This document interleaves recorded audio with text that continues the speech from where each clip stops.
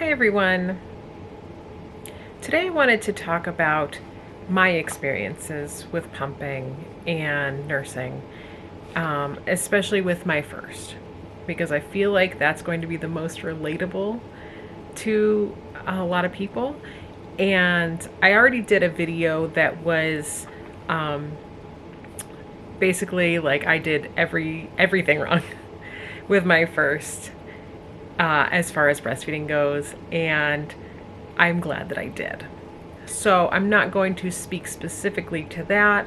I'm just going to straight up tell you how I felt in the moment and what I did.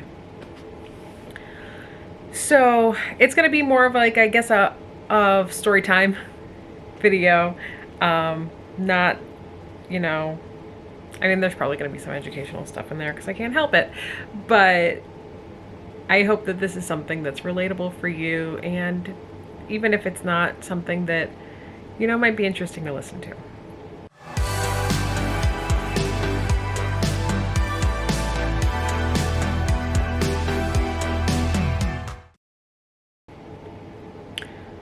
So I was 19 when I got pregnant with my oldest, and I had him just after my 20th birthday.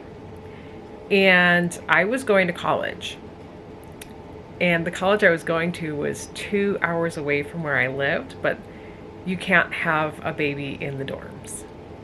So instead of transferring or dropping out, and everyone told me that they thought I was going to drop out, including like some of my closest, dearest professors, after the fact, after I graduated, we all said, oh, she's going to drop out. She's never coming back here. So happily I proved them wrong. But I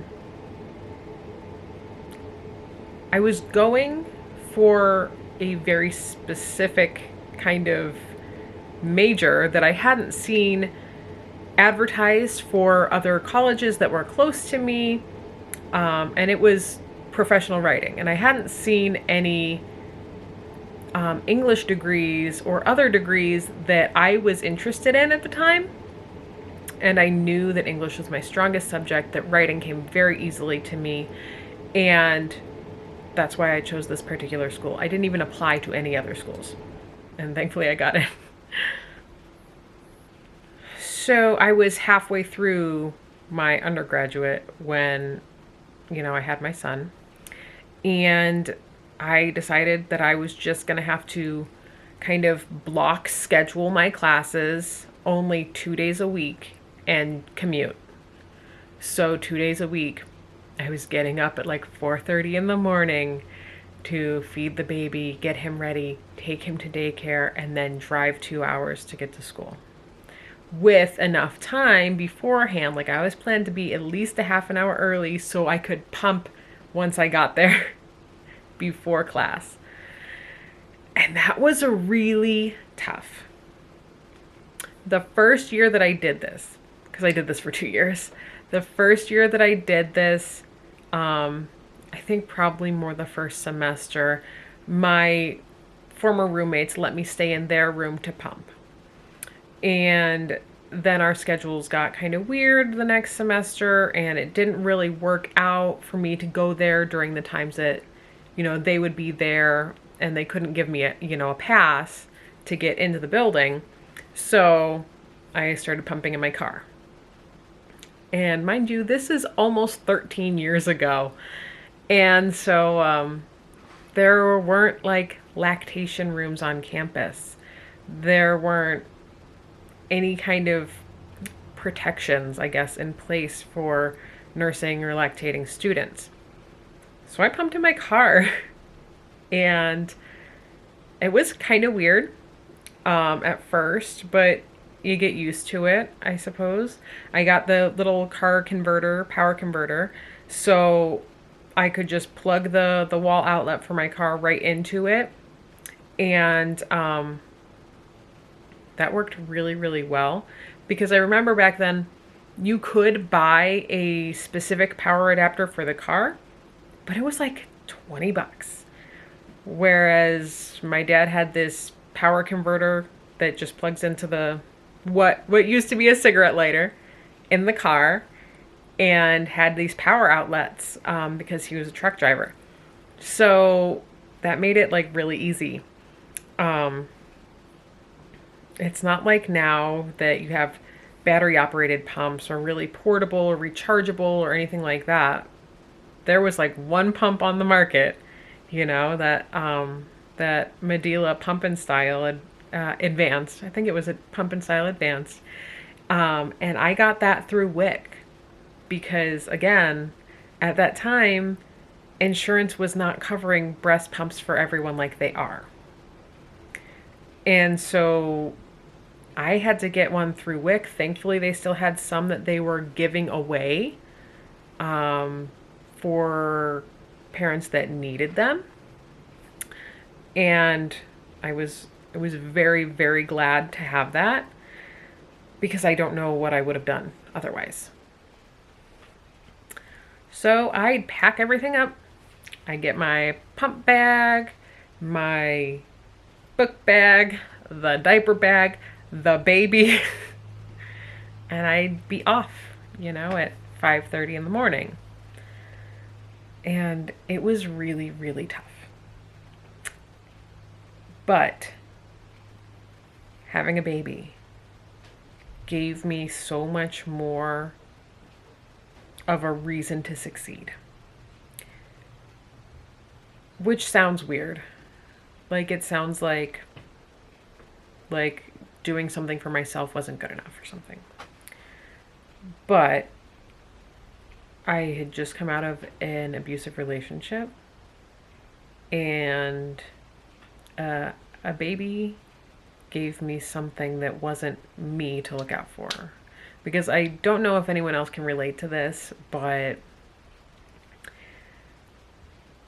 sometimes it's really hard to take care of yourself. Sometimes you don't feel like you are worth it. Oh gosh. I am so emotional today. So I think because of him, I was able to, my baby, not the abuser, because I became a mom, it gave me someone else whose life I had to make better, not just my own. And so I was on the dean's list every single semester afterward because I just needed to do well for him. For myself, but for him, ultimately. And, yeah. Gosh. I didn't mean to get emotional so quickly. So I didn't know how much was enough for breastfed babies. And I was just comparing myself to my sister-in-law, who was like pumping 6 ounces from each side every time she pumped. And I was like, that's crazy. Like, how do you get 12 ounces at once? Like, that's absolutely wild. And I'm not making that much. I'm lucky if I get 4 ounces total. So I thought, I'm just not making enough. So then I did supplement him with formula. I sent formula with him to daycare because I thought for sure I was not making enough milk. And because we didn't know how much enough was, the daycare certainly didn't know how much enough was. So he was getting fed these large amounts by bottle.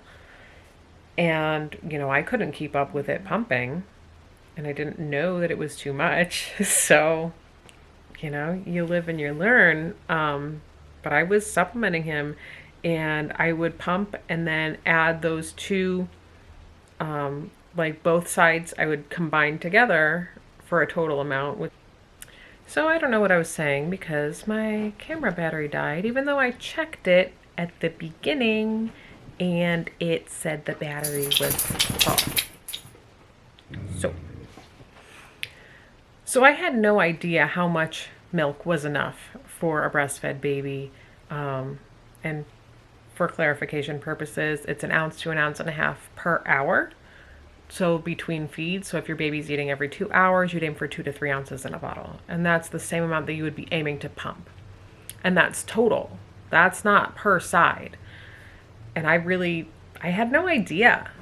And I feel like I would have been way more confident in myself if I knew that that's what I was aiming for. But you live and you learn. I did continue nursing him on cue at home, just whenever he wanted to. And I don't know, he never, when it was just the two of us and he was just nursing, when I was home on those days, it wasn't like he was ever acting like he didn't get enough milk or anything like that. So I'm not sure where the disconnect was in my brain. I guess I just figured that he was much more efficient at removing milk than the pump was, which may very well have been true. I don't know. It was interesting. And I am just proud of past Devastacia that she did not give up, that she did not get discouraged and give up. So I did continue pumping for him and nursing him through graduation. So I made it through the next 2 years. I didn't have to go an extra semester. I had like 2 classes, I think. One was a independent study for my minor, and I think the other one was I just had to finish up like my senior seminar or something. And I technically graduated in December 2012, but my graduation wasn't until May 2013, so it was like a little weird. And I continued nursing him till just after his 3rd birthday, so another year. And when I went to work, I did start working a couple months after graduation. I got a job at a newspaper and at Kmart. So I was working 6 out of 7 days a week, and it was wild. I did not pump at work, and we just continued nursing, and it was fine. Which is why I always encourage parents that, yes, if you're not able to pump at work, if your baby's more than a year old, your supply's gonna be fine if you're still nursing at home. And even if your baby's less than a year old, if you are mostly formula feeding, you can still nurse a couple times a day and still make milk. And it's still gonna be beneficial. So yeah, I knew there was gonna be some education snuck in here because I can't help myself. So that was a little bit of that. I did have a couple tell me that, it's wonderful to nurse past a year, but after a year, you just keep it at home.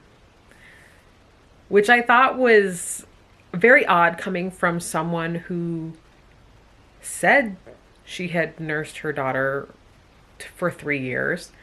Like, why? What is the shame? Where's the shame coming from here? But I did kind of take it to heart.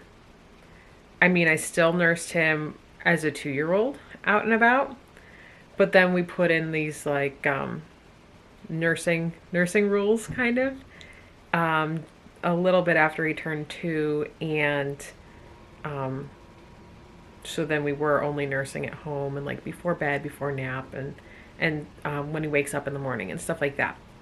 And he just went along with it. He's like the most chill kid, and was totally cool with it, and just kind of self-weaned just a couple months maybe after his third birthday, that the milk just, he was just nursing less and less on his own. I mean, besides the nursing rules that we put in, um, he was just nursing less and less.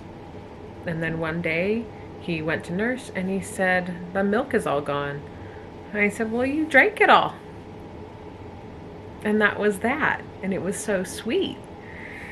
And that was like my ideal, perfect weaning, because I never wanted to have to do that forced weaning that would make your child scream and cry out in public that they wanted boobies, you know, or mommy's milk or anything like that. I never wanted to have to go through that or to put a child through that, because it just, you guys can tell, I'm really sensitive, and that would make me cry. And I just couldn't do it.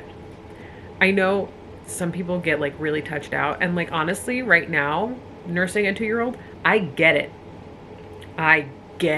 And like part of me is really ready to be done, but the other part of me is like, this is my last baby. I mean, I say that now, maybe in 5 or 10 years we'll get a surprise, but as far as planning goes, he's the last one. And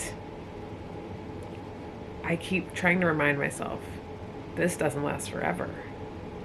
He's not a baby anymore, and he's gonna be done nursing soon. In the grand scheme of things, it's gonna be a blink of an eye. Because I can't believe I've already been a mom for almost 13 years. Like, where did that go? So, my second, I was working full time at a newspaper, so I was pumping a couple times, 3 times or so at work, and I knew so much more at this point. I wasn't in birth work yet, but I had counseled a lot of people, like just peer counseling about lactation, and educating myself a whole lot on birth and all those sorts of things. And I had such an empowering birth with my second that I did not get with my first. And I had wonderful support in my partner, and it was such a different experience. And that's what made me want to get into birth work, because I thought, I've had this completely different experience from my first, that I just wanted to give that to other people. You know, I wanted to spread the support and the love, so that no matter what you choose for your birth, that you are supported in that. And it really just makes all the difference. So I started doing doula training. It was like live weekly classes for like 3 or 4 months, every week online. And it was amazing. I learned so much. I am so grateful that I did that. And then I was able to support like my very, very best friend and be there for her 62-hour labor. I wasn't there for 62 hours, but I was with her for, I think, at least 48 of those. And it was rough, but it was an amazing experience. And I then started training as a midwife assistant also, and just learning all the things. Got certified in neonatal resuscitation, which is rough. You guys, it's rough. The scenarios that they give you, like, you don't ever want to think about them. You need to be prepared for them, but you just pray that you're never in that situation, you know. And attended births with some midwives.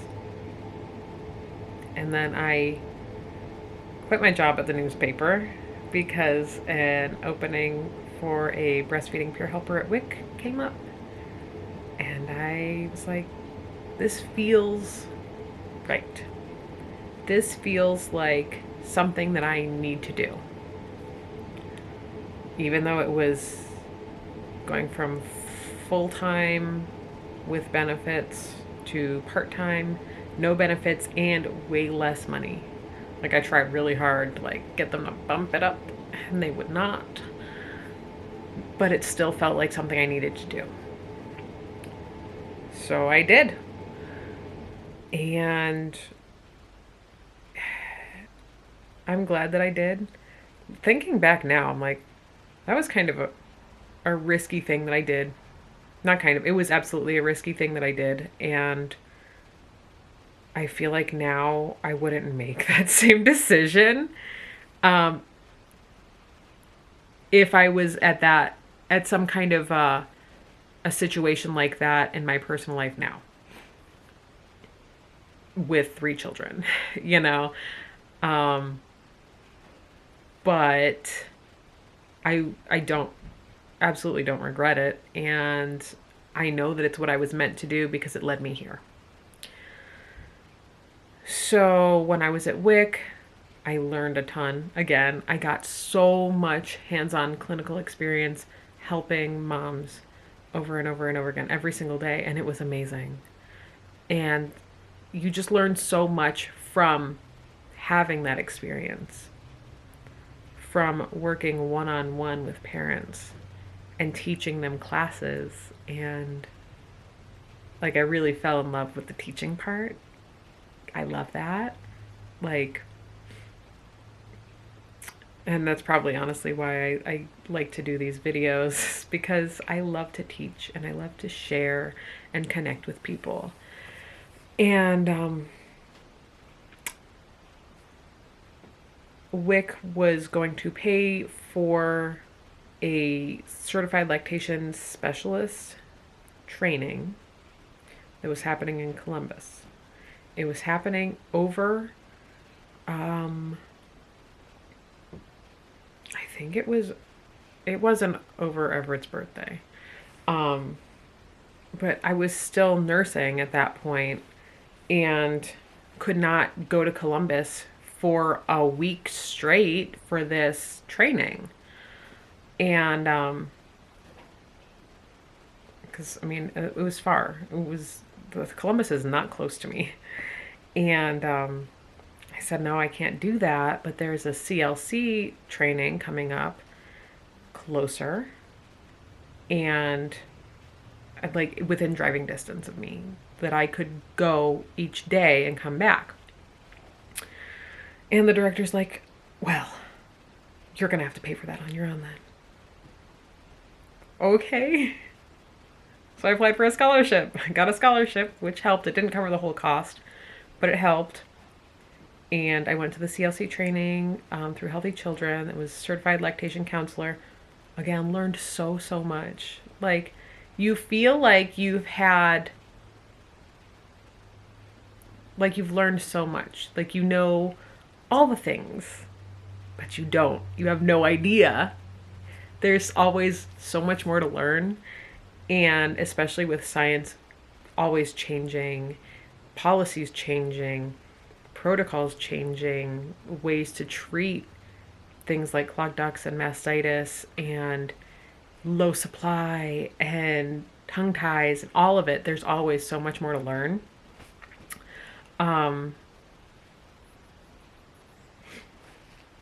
So I did it. I went, I became a CLC, and then the wheels were turning and I was getting dissatisfied and feeling stifled at the WIC office and feeling like I had so much more to offer to families than what I was allowed to offer at WIC. So I went back to school. And my partner was like, you just keep going back to college. You can't keep going back to college. You're done going back to college. So, but I had to. in order to sit for the IBCLC exam, I had to have all these health classes, health sciences in. So I did I think it was 6-week accelerated courses online while working and having kids. And I did it. It was really hard. I had my first ever panic attack. Probably not my first ever panic attack, but my first panic attack that I knew it was a panic attack during, because of one of my statistics classes. Because I just could not get it. Statistics is hard. And I did it, made it through. I got all the requirements taken care of, extended the lactation, specific education, the clinical hours, and I sat for the test. Well, I registered for the test. And then I got pregnant. And when it came time to schedule to take the exam, it was COVID time. And I was 35 weeks pregnant when I sat for that exam. And I passed. But it was like, because they don't tell you for like, seriously 12 weeks. I don't know why it takes them 12 weeks, but it takes them all 12 of those weeks to get you your results. And it was just before Christmas that year that I learned that I passed. And that was an amazing Christmas gift, because that whole time, even giving birth and having a newborn with a tongue tie and all those things, I was still feeling like I was in limbo. Like, what am I going to do? What if I didn't pass? What if I didn't pass? I'm going to have to pay $700 more to take the exam again. I think they give you a discount if you're retaking, but still, it was like one of those things that was just always there in the back of my mind. Like, I am so anxious. I need to know. And I passed. I did like really well. Can't remember what the score was. I think it was like 98%, I think. And by that time I had left WIC also. And it was amazing. I started seeing clients after the first of the year, because when you pass, that you get your results in December, you can't officially call yourself an IBCLC until January 1st. That's when you're official. So I got my insurance, started seeing clients. It was real slow, really slow to begin with, But I did get some clients. I wasn't advertising heavily because I still had a baby, like a baby. Started working with Sarah Wells Bags. I'm 2 years now with them officially. The 20th was 2 years with them, it's amazing. It was such a perfect opportunity for me,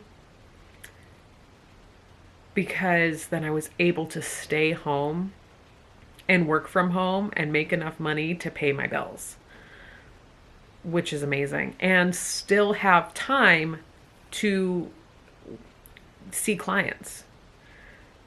And that's been good. Now, I was still nursing my second when I got pregnant with my third, and he was like 3 years old. And the hormones from pregnancy made my nipples so sensitive that it was excruciating when he latched. And it was really horrible. And I was so emotional because I was like, this is not how I pictured us weaning. I thought that he would have weaned before we got pregnant, with our third. But we got pregnant like real easy. Like, seriously, just like the first time. But, and which was not at all the case with my second. For my second, it was like a really, really long time trying. And so it was like one of those things. Like, I had hoped that he would have been weaned before I got pregnant, because then I was kind of forced to wean him during my pregnancy because it was so uncomfortable for me. It was so painful. And I know that he wasn't ready because he just needed it more.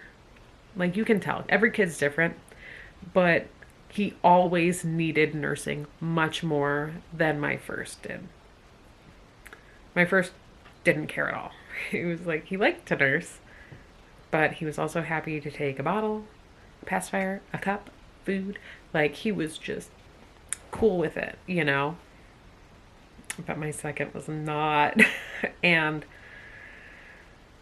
and it was really sad for me to force him to wean when he was clearly not ready, and he was going through all of these changes, you know, becoming a big brother and having mom have this big belly, and everyone's staying at home now because, you know, there's this, you know, pandemic where everyone has to stay home. And now I'm not allowed to nurse. This one thing that brings me comfort and makes me feel like I'm grounded in the world, and I can't have it anymore. So, oh gosh, I'm gonna cry again. So that was really hard. Even though I was totally ready for him to be done. Just knowing that he wasn't ready, and knowing that our nursing journey was ending with pain was like really hard. It's still hard for me because that's not at all what I wanted.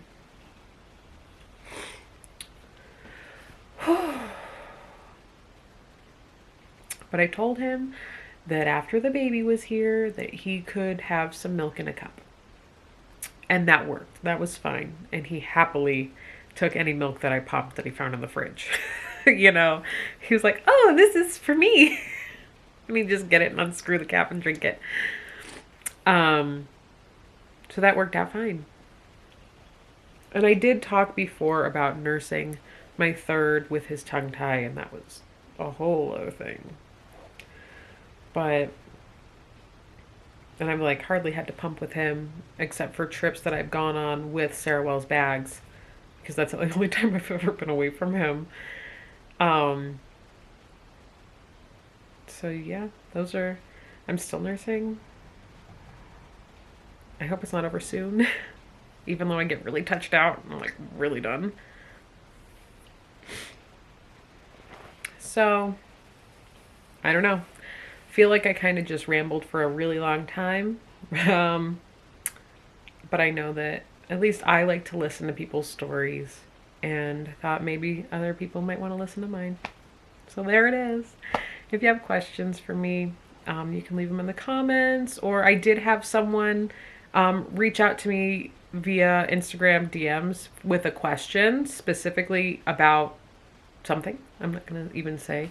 But, you know, that's always an option too if you have questions for me. So, I guess that's it. Hang in there if you're having a rough time. Remember, your worth is not measured in ounces, and you're doing an amazing job. Thanks very much. Bye.